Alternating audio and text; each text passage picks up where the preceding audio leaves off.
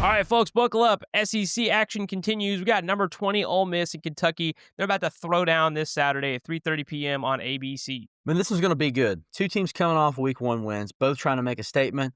Kentucky squeaked past Toledo 24-6, which is kind of sad because I think at one point it was like 21-3, maybe. I don't know. It felt like that at one point they were up rather large.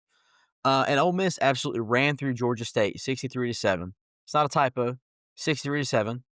But two things. Number one, it's a Lane Kiffin offense. Number two, it's Georgia State. And number three, again, going back to the last game with Missouri, it's the SEC. It's what you're supposed to do. Ole Miss, though, they did look like they kind of had a cheat code on offense. Austin Simmons, their new starting quarterback, he threw for over 340 yards and 3 touchdowns. But let's be honest, they did turn it over a couple times against a team they probably shouldn't have. Kentucky might be able to capitalize if they stay disciplined. Definitely possible. And Kentucky's defense isn't bad at all. Led by Humphrey Grace, if he's healthy. That's a big if. He is their defensive anchor. Without him at 100%, Ole Miss might have an easier time this weekend running their spread game. And here's a little extra spice for this game, if you will. Remember, Kentucky beat Ole Miss on the road in the SIP for homecoming last year. Can you imagine doing homecoming and losing to a team that ended up going 4-8 last year? So, yeah, for the Rebels, there's definitely a revenge factor this time around. They're going to be looking to get back at the Wildcats in Lexington. The Wildcat fans are loud.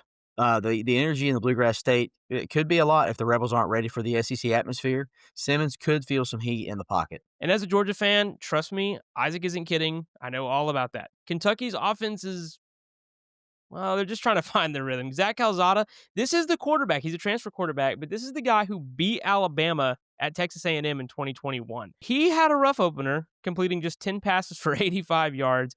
That's not going to scare anyone. Not in this conference, but he's got weapons. If he clicks, this game could be closer than people expect. I mean, we saw it last year. So prediction time. Isaac, who's walking out of Kroger with a win?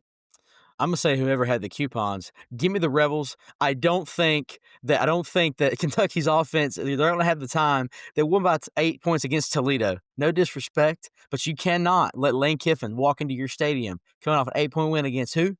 Toledo? Come on now. Give me the Rebels. I'm going to be honest. I hope I lose this pick. I don't want the Rebels to win. Ole Miss is something else that I call them. But I do think they get the win on Saturday, and that's a good sale right there. Dude said whoever's walking out with the coupons. Yeah, I'm with Isaac and Joey. They both have Ole Miss, and I have Ole Miss as well. I think Austin Simmons is playing really well right now, but Lane Kiffin knows, do not underestimate this atmosphere.